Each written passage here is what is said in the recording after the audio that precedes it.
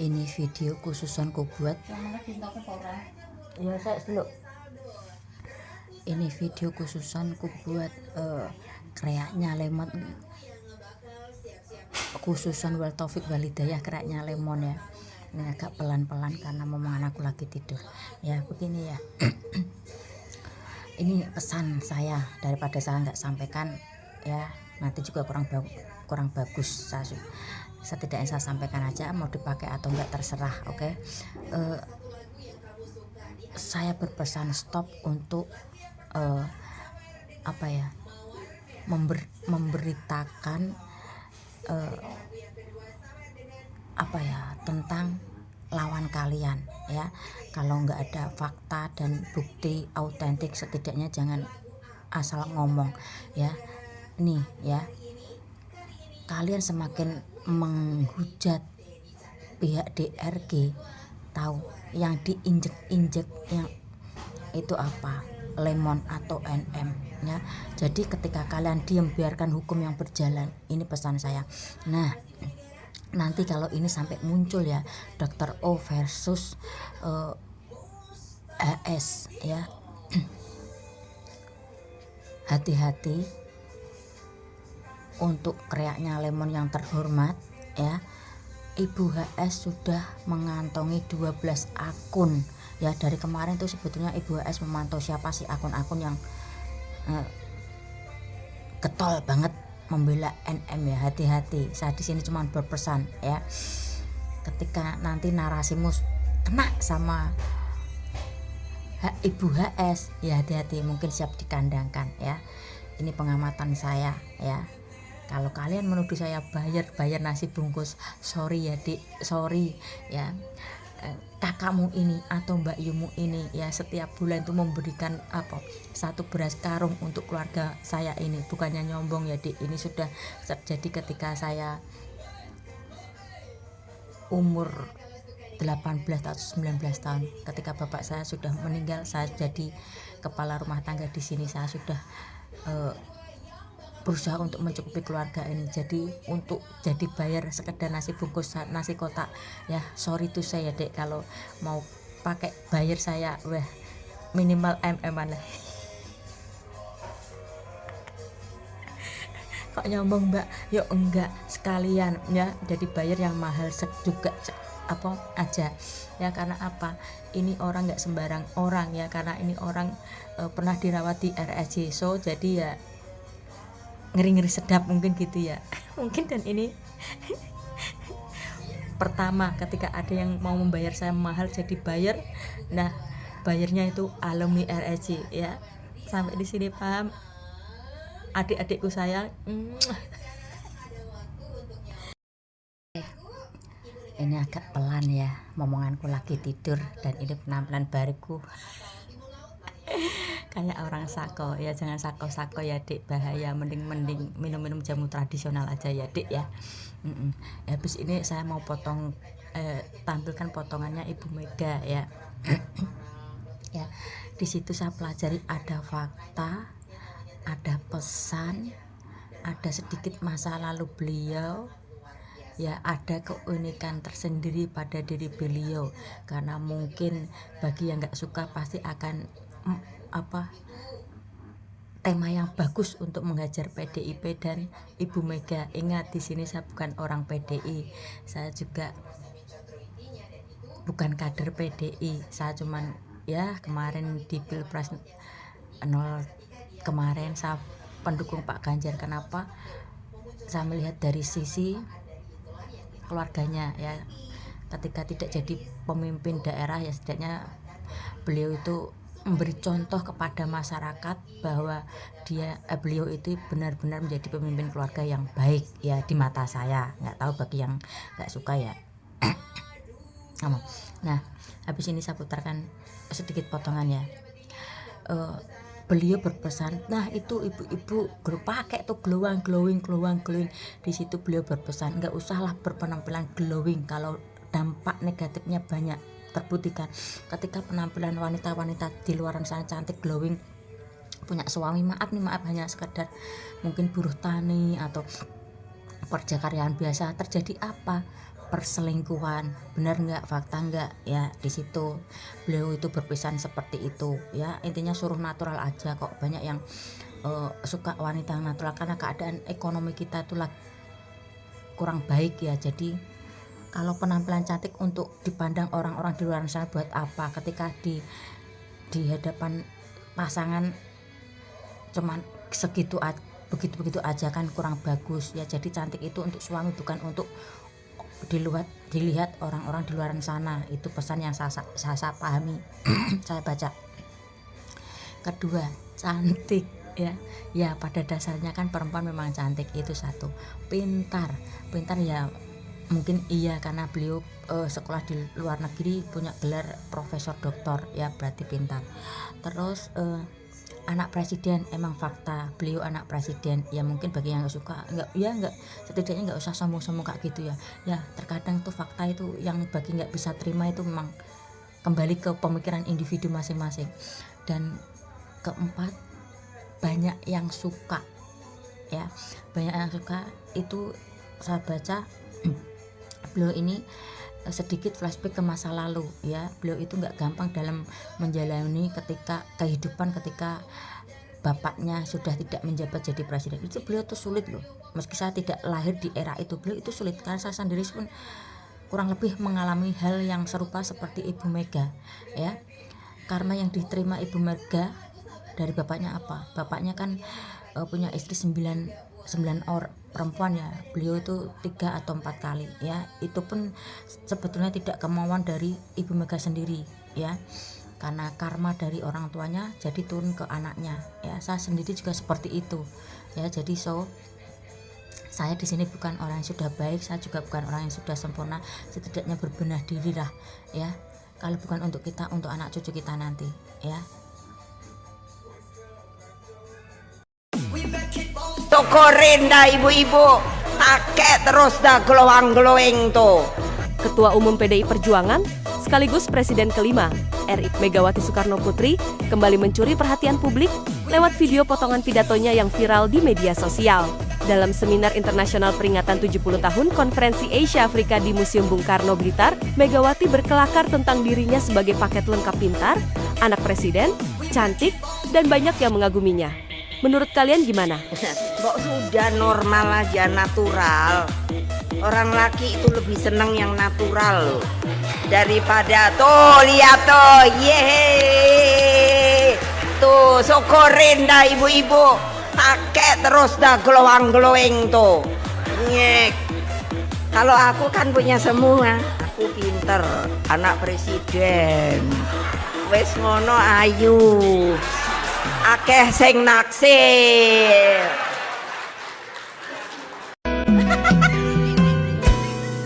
Seribu kali sayang, sangat bukan ku mati. Cerita kasih kita rupanya seketika. Setelah merelakan, setelah kau bisikan, sebungkus janji-janji tergambar dalam bumi. Kayaknya masalah-masalah kayak gini yang ada karena pasti Oke, meski kemarin saya pribadi menghajar dirimu di kasus huru hara skincare ya, saya bukan buyernya dari lawan kalian ya. Di sini kita belajar ya, kita ya harus menerima semua konsekuensi yang kita buat ya. Contoh, dia 3 anak 3 bapak, saya 2 anak 2 bapak ya, terima konsekuensinya. Jangan mengingat ketergantungan ke orang tua ya. Ingat, siapapun kalau bisa jangan ketergantungan sama orang tua, karena orang tua kita pun hidup di dunia ini mungkin gak akan lama ya. Jadi didik anak kita seolah-olah orang tua sudah tidak ada. Itu pun saya sudah terapkan ke anak-anak saya ya. Terus kalau orang tua kita masih hidup ya, ibarat kata taruh orang tua di belakang kita, kita yang maju membentengi, berusaha untuk membahagiakan, menjaga sampai dimana beliau ini, maksud saya orang tua, pada waktunya tiba ya. Ingat, jangan terus mengandalkan orang tua ya, karena permasalahan hadir itu pun kemungkinan kita yang buat ya. Jadi harus siap menerima konsekuensi, mencari solusi ya dari setiap masalah-masalah yang akan datang pada kita maupun masalah-masalah yang sudah kita perbuat. Oke? Laki-laki tidak punya harta, tidak pantas dicintai. Oke, ini lagi viral ya. Saya nggak memandang ini yang ngomong perempuan, wah. Cocotipun sampean saya mbak ya. Bentukane sampean itu kayak ngoten ya. Ya mungkin ini hanya sekedar konten, tapi ini banyak menyakiti ya. Khususnya laki-laki yang saat ini ada di posisi lagi kurang mampu atau lagi pas-pasan atau istilah kata orang miskin ya. Ingat mbak, di sini nggak ada orang yang mau terlahir dengan status miskin atau kurang mampu ya. Satu jari dari saya untuk Anda.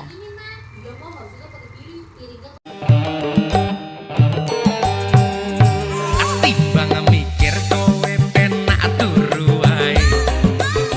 Sopo ngerti aku mimpi pedhok kowe. Ajar mimpi terus kowe tak jak ngene. Yen ra gelem penak diplekodo wae.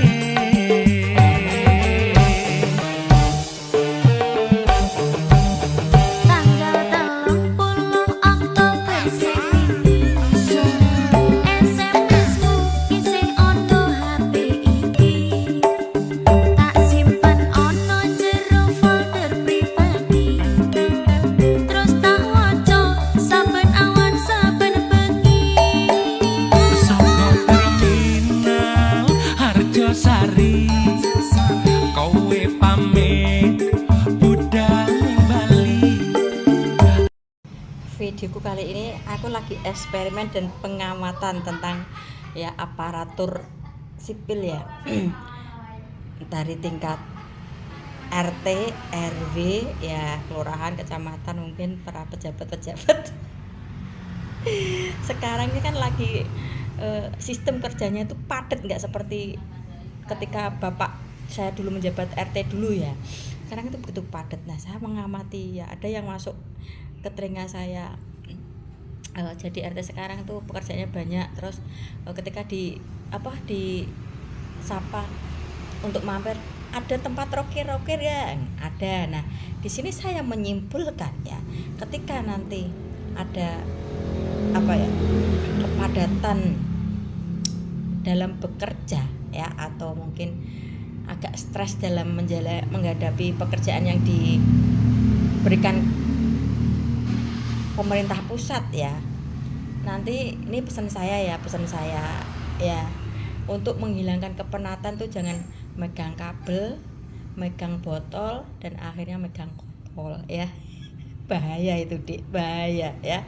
Karena apa? Nanti bisa mengakibatkan kerusakan pada rumah tangga kalian ya, yang akan berdampak kepada siapa? Anak-anak kalian ya. Harus puber boleh, tapi harus juga diimbangi dengan rem ya.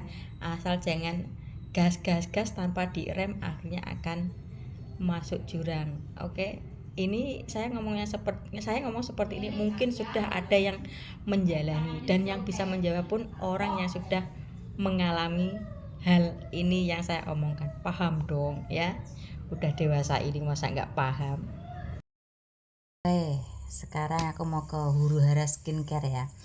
Mediasi perdamaian antara NM dan Reza Gladys tidak menemui ujung kesepakatan ya. Pihak Dr. Reza Gladys menuntut 504 M ya. Dan padahal si BHNM pun meminta 225 M apa berapa itu, intinya besar punya Dr. Reza Gladys ya. Nah, dari kasus ini Dr. Reza Gladys mem-PHK 300 karyawannya kurang lebih ya kalau nggak salah ya. Ya, di sini narasi kreaknya Lemon masih aja, ini the real pemerasan ya. Maksudnya Dr. Reza memeras NM. Ingat sayang ya, nggak semua orang bisa bersikap sabar, bersikap pasrah ya. Ada kalanya orang itu diam ketika dihina 1, 2, 3 kali, diam, akhirnya mengambil tindakan, boom. Dan sekarang tuntutan 504 M itu apa ya, mampu nggak itu si Lemon? Enggak kan, yang katanya bilang kreaknya kekayaan NM nggak habis 7 turunan, mana ya? Atau enggak dia akan membusuk di penjara seperti kata dia kepada Peggy, dan itu akan berbalik ke dia sendiri ya. Nah, ini biar saya kasih judul ya, ibarat kata NM nginjak kaki Dr. Reza injak kepala NM ya. Sampai di sini paham ya? Ada kalanya orang itu harus melawan ya, jangan hanya pasrah akan selalu diinjak ya. Paham kau? Bang. Tadi ya barusan saya melihat seorang laki-laki di broadcast mengakui kejujurannya bahwa dia itu pernah selingkuh dengan seorang perawan ketika istrinya lagi hamil, dan si laki ini tinggal beda kota sama istrinya yang hamil ya. Nah, si laki-laki ini mendekati perawan ya. Di situ dia bilang 2 kali dapat perawan mantan istri yang dulu ya. Nggak tahu nikah berapa kali nih. Runcing mungkin ya, jadi berkali-kali masuk ke sana masuk ke sini ya sama perawan ini. Yang kedua kali masih beruntung ya, dia dapat perawan 2 kali, lumayan ya. Nah, hampir 5 tahun selingkuh sama si perawan ini, dan si perawan ini menuntut untuk bertanggung jawab untuk dinikahi. Padahal sebetulnya ketika mau melakukan aktivitas hubungan intim, si laki-laki ini dengan berkata jujur, saya sudah punya istri dan istri saya hamil. Tapi si perawan ini ngeyel, kekeh ya. Akhirnya terjadilah gelombang panas di dalam kamar ya. Akhirnya terjadi ya seperti itu, dari depan sampai hingga ke belakang dia cerita semua. Ingat ya, di sini saya cuma berpesan ya, karma itu ada, karma itu real ya. Oke, mungkin ya orang tua bisa menghadapi segala permasalahan seperti apa, cobaan seperti apa, tapi anak belum tentu ya. Ini nanti dampaknya akan ke anak ya, ketika suatu saat bapaknya kayak ya intinya menghabisi banyak perawan atau banyak perempuan gitu ya. Suatu saat mungkin kemungkinan besar anak-anaknya itu akan susah dalam menghadapi percintaan yang akan datang. Kasihan kan anak-anaknya. Ayolah, saya sendiri juga bukan orang yang baik, saya sendiri juga belum orang yang sempurna. Setidaknya berbenah diri lah, kalau bukan untuk kita, untuk anak-anak cucu kita nanti ya. Ngeri lah ya, karma itu nyata. Saya sudah mengalami dan menjalannya ya, hampir 20 tahun ya, mungkin bisa lebih ya untuk keluar zona itu ya. Sekali lagi, jangan kau bangga dengan perselingkuhanmu, jangan kau bangga dengan ya intinya nakalmu, nyoblos sana nyoblos sini ya. Ingat, suatu ketika kau punya anak, dan itu akan terbalas otomatis ke anak-anak ke kalian ya. Oke. Salamon Kodirun lagi diajar lagi gara-gara packing sempak bosoke Junaidi Rosid ya. Awal mula permasalahan ini ada itu Junaidi Rosid ya. Rai memang rai gatel ya. Emang pertama itu orang Randi Roso seneng karo Salamon Kodirun ora. Nek isi otak iki cuman pengen numpang viral ya. Nah, ini kalau ada yang menghina atau menghujat Mbak Salamon Kodirun ya karena sempaknya Junaidi Rosid ya, saya memahami ya. Saya di sini bukan pendukungnya Salamun Qadirun ya. Saya hanya di titik tengah aja. Awal mula itu keduanya itu salah, tapi yang lebih disalahkan itu Junaidi Rosid ya. Cuman pengen membuat viral awalnya ya. Di sini saya tahu perasaan Salamun Qadirun itu sakitnya sesakit-sakitnya ya. Itu sudah tidak bisa diungkapkan dengan kata-kata ya. Bagi yang nggak suka ya pasti akan tambah menghajar dia ya. Karena ini saya dulu pernah bilang, itu sempat viral juga ya. Ini orang yang si laki-laki cuman pengen numpang viral, tapi si perempuan Salamun Qadirun ini ada rasa hati ya. Akhirnya seperti ini, sakitnya sudah tidak bisa dilem.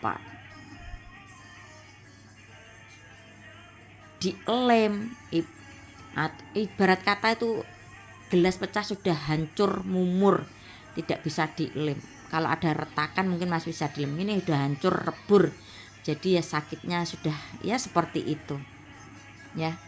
Kalau pesan saya, kalau saya mau berpesan lah ya, buat pendukung Salamun Qadirun maupun Junaidi Rosid ya, sudahlah biarkan mereka berdua yang menyelesaikan dengan cara ya mungkin seperti itu ya. Jadi tambah nanti pendukung sini nggak terima, pendukung sini nggak terima, akhirnya akan tambah panas juga ya. Awal mula saya memang menyalahkan keduanya, tapi yang lebih saya salahkan itu Junaidi Rosid ya. Karena otak awal ininya itu pengen numpang viral ya. Akhirnya ketika seperti ini yo wes, mau sampai kapan terserah ya.